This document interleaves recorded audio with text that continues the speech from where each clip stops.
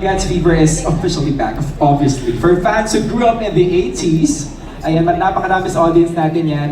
And for the new generation discovering it for the very first time, what makes this stage adaptation a must-watch? Ayan. Anybody from the cast member who can answer the question? Again, the question is, yung mga bagong fans natin, di ba, syempre madami tayo. And of course, the people who grew up in the 80s, discovering this for the first time, what makes the stage adaptation a must-watch? Alright, anybody from the cast? Ayan, sino ba yung pwede magsagot para sa bato-bato pick? Milo? I think Milo can answer. Do you have an extra microphone for Milo, please? Ayan. Okay. Yes, Milo, bakit ba ito must-watch? Tell us about it.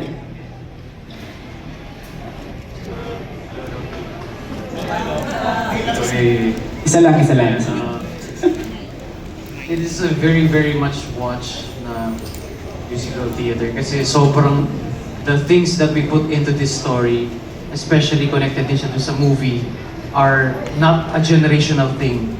Everyone experiences them, and isa siyang masarap na nostalgia at the same time lesson sa ating lahat lahat ng nasa part ng story, and legit hinihinaya po namin lahat na manood nitong musical.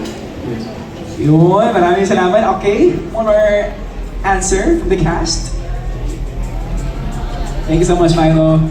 So for me, like, kasi this is nostalgic for the people who grew up with this. And this is a very new story for the people who are curious about it. Kasi it's a story about five boys in college tuloy, in high school, learning what it actually is to be a man, what it actually is to grow up in. And of course, we respect the time period in 80s.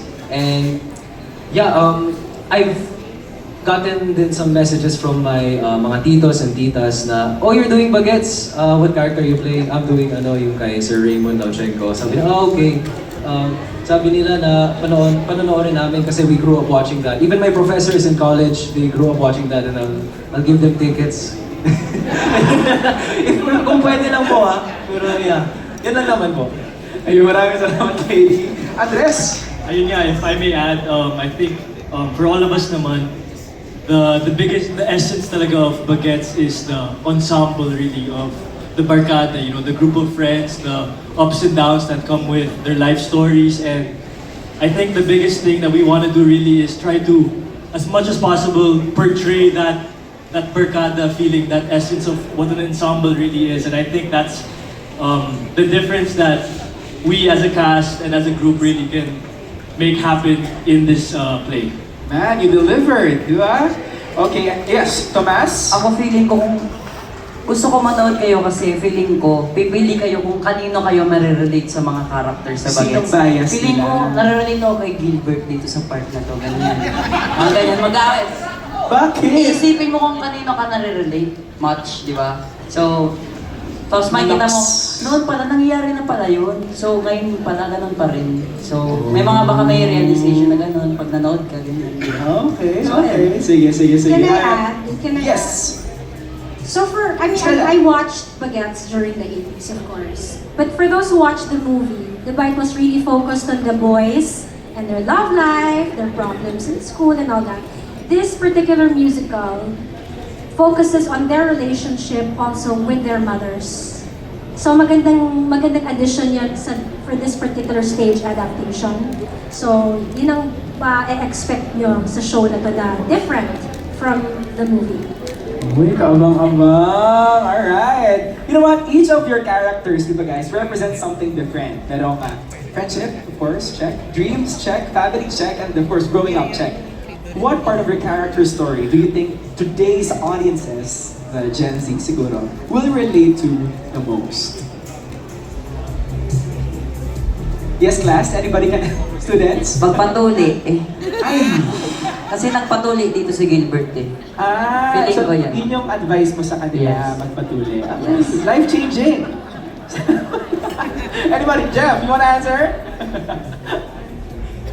Hindi ako nakailag dun pre pero siguro ano din aware naman tayo lahat na parang yun, yung mga kabataan din ngayon, yung mga high school students, pretty much exposed sila sa social media, ganyan. Eh, yun nga, yung mga bagets dati, yung way nila of entertainment is yung isa't isa. Magkasama sila, anong trip ng barkada, andun. So I think, yun, maganda yung I think makaka-relate yung mga kabataan na, alam mo yun, like, or I mean, sana ma-inspire din namin yung mga kabataan. Like to go out, to get out of the phone, bitawan nyo yung phone, yung gadgets, go out there, be with your friends, mga ganun. So, larong kalye, so isa yun sa mga, I think, na parang gusto ko ma-relate yung mga kabataan. Yun. AKA disconnect to connect. Yes. Boosh. Thank you so much. Yes! Speaking of disconnect to connect, siguro makaka-relate din po kabataan at iba pa, hindi lang po kabataan, sa aspeto na when your family is not your home, you look for other homes. At yung mga bagets, yung naging tahanan nila is yung barkada nila. Dahil yung pamilya nila, hindi naman sila masyadong connected. Sabi nga kanina ba, I call you in my telephone but you're never home. So, makaka-relate yung mga tao dito na hindi nila pakiramdam na connected sila sa family nila. Pero they still have this bond with other people. And that's their bagets, that's their family. Yun yun. I love it. Yeah, Migo, you wanna add something? Sa akin, lahat naman makaka-relate. Magulang, pati yung mga anak. Kasi sobrang dami na nangyari from the past. Ang kwento kasi nito, yung mga bata, lumalaki sila and habang lumalaki sila, lumalayo din yung loob nila sa family nila. Which is, sobrang makaka-relate po yung mga pamilya dito kasi makakatulong to para mabalik yung relationship nila na nasira or tambuhan man. And ayun, masaya lang siya panoorin and for sure, lahat mag-enjoy dito. I love it. Maraming salamat. Okay. Now, let's hear it from our creative team, of course. Ayan. So, guys, Bagets is of course an icon of 80s Filipino cinema. What made now the right time to bring it to the stage? Ooh. Ayan. Yes, Mia, can I get the microphone from you? Sino ba pwedeng sumagot from our creative team? The writer! Hello! Why not? Why not? Nasagot nila yung mga iba ng tungkol dun sa palabas. Feeling ko, it's the best time and at the same, tama, 1984, so ilang taon na yun? 40 years. 40 years na. More than it's the best time, I think what's so special about Bagets, the film, it's timeless siya. So, kahit siya classically na nandun siya sa 1984, pero yung nga sabi ng mga Bagets kanina, very relatable yung kwento kasi talks about coming of age, family, friends, and yung idea of growing up. At I think dito sa adaptation na to, yung growing up, it doesn't have to be literal na from Bagets to growing up, but it could be mothers trying to grow up more than their careers, being a mother, being a woman, mga kabataan na kung paano nga ba maging tunay na lalaki or paano ba rin maging Pilipino sa panahon ngayon. So, coming of age siya nating lahat. So, yun yung dahilan kung bakit ngayon kailangan ipaalala sa mga tao kung ang Bagets. I love it. It feels like marami siyang ituturo sa mga kabataan ngayon talaga. It's very relevant and timely piece na makita ng mga tao. Now, you know, the theater experience po talaga is different from film, di ba po? So how did you design the show so audiences can feel the nostalgia vibes of the 80s while, keeping it fresh and appealing for today's audiences? Okay, the mere fact that it's been turned into a musical, that in itself is the biggest, from film to, from film to live, and then it's set against the music. Everybody is very familiar with the parang sound score or the musical, soundtrack of the movie, no? And now we are singing that live on stage, dancing it and stuff. So that in itself for me, I think ang laki nun. To my recollection, I might be wrong, parang alam ko this is the first time na gumagawa ng Filipino musical na gumagamit ng international songs. So, unless I'm wrong, maybe about that I know is the first. And like kanina, di ba, you heard Buttercup. It's like there's something inside you that goes, bing, I know this 100%. This connection. 100%. So, I think yun yung kasama dun sa nostalgia, yun yung mga gusto namin i-put forward that would make the show a lot of fun. But at the same time, it's fun. It should also be meaningful and should also be heartfelt. You were asking why.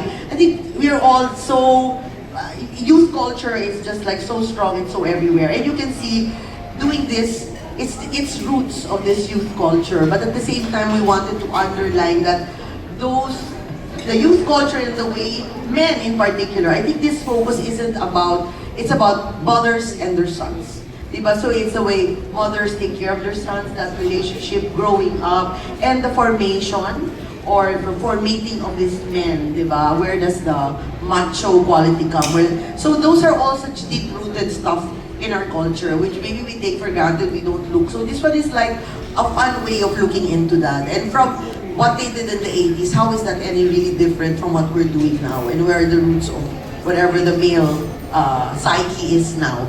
We're gonna do that. I know I sound super, male psyche, but it's gonna be a lot of fun, and it's going to be set in the relationship of mothers and their sons, and like I mentioned, and the barkada. Di ba napaka-importante nung idea ng barkada sa Pilipinas? That extended community of brothers and sisters, yun yung nakakapag-survive sa atin sa buhay, sa totoo lang, di ba? So, again, we look into this, it's also a very Filipino family value. So, hopefully when we bring this and put it together with music and dance and, everything, all the other values, we will put on production, that it will, have that kind of emotion. I think, I want to underline also that it's a very, parang, it's not a small story, but it's a very personal story, di ba? You don't expect to see elephants or whatever, di ba? Because, big monsters, because there won't be. It's really a family story that we are expanding with song and dance. And a beautiful set, promise me, okay? Yun. So basically that, and we want to keep the spirit of fun and family and personal ethos there in the show. I love it. Palakpakan naman natin yun, guys. I feel like it's a masterpiece that's gonna hug you and all of the parts from your childhood.